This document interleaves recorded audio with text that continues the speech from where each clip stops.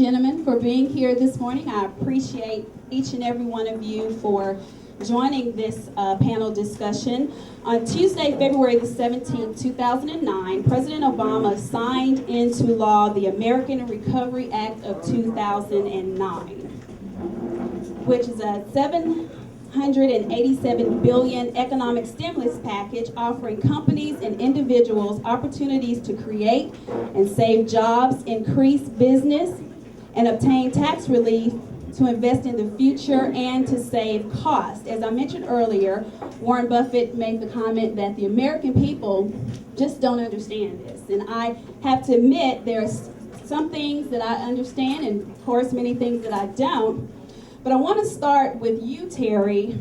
You followed this stimulus bill very closely since its inception. And if you could give us a synopsis of the stimulus package and what provisions, if any, would allow this package to be more effective than the last stimulus bill, and just what the overall purpose and objective is. The first plan set out to stabilize the financial markets.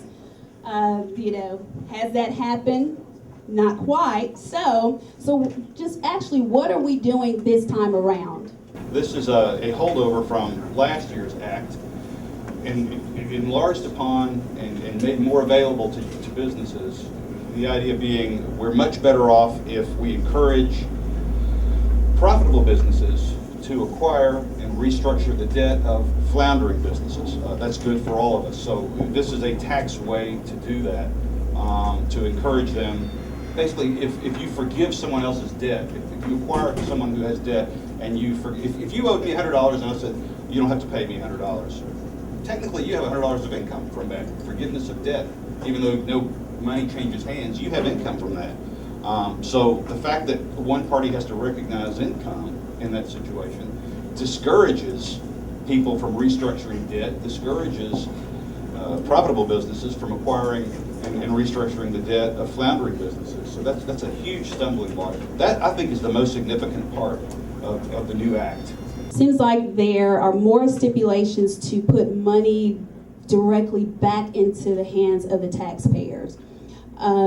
Based upon the stipulations that are in the plan, how effective do you think those stipulations will be?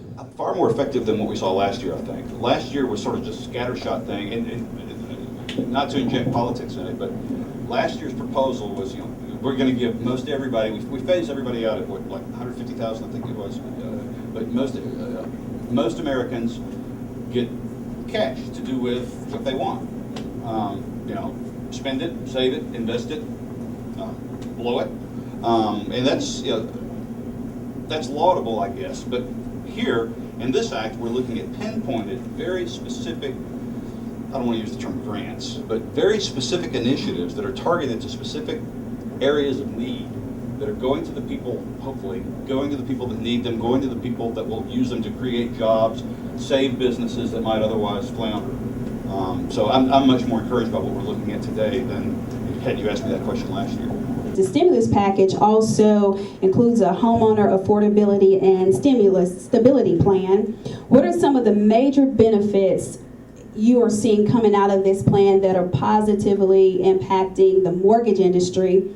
And also, I would like to discuss any detriments that you see to maybe higher wage income earners. I know you sent out an email internally about, if your income is $250 or greater, maybe there was some type of tax implication. Could you please maybe share with us your insight in terms of how it's impacted the mortgage industry? I'll try this one. Okay. Thanks. Well, I guess there's a couple of pieces to that. The act itself, or the plan that you referred to, the homeowners affordability stability plan, really has three pieces to it. The first is the affordability piece, to make mortgage finance more affordable so that more people can either refinance or purchase, and that's an effort to drive interest rates down, which we have seen being effective really since the first of this year. Before this particular plan went into effect, because there was already some provisions for the government to directly purchase mortgage money. which is the key piece of that. The second piece of the plan is the stability piece, which is in an effort to try to hold off or hold down foreclosures and to stabilize home values. And then the third piece is to restore confidence in Fannie Mae and Freddie Mac. In terms of the AIG executive pay, do you think that we can recoup those bonuses through taxation laws? And what's your opinion just of that whole issue, and what do you think will be the outcome? I know that's not a question that you can definitely know what's going to happen, but just your professional opinion about that. You love it when somebody asks you a question you know the answer to, so I'm glad this question came up. What the key here, there's really two things that are in play. One of them is this is a group of maybe like 100 employment contracts, written contracts. Okay, these executives overpaid. I'll be the first to certainly agree with that. They have written contracts that call for them to be paid this money. A lot of them were retention bonuses. If you're still hired, if you're still alive, and you're still working here on, let's say, Feb 1, 09, you get this money. So they have a contractual right to that. Now, then the federal government comes along and essentially becomes AIG's largest shareholder. So one dynamic is you've got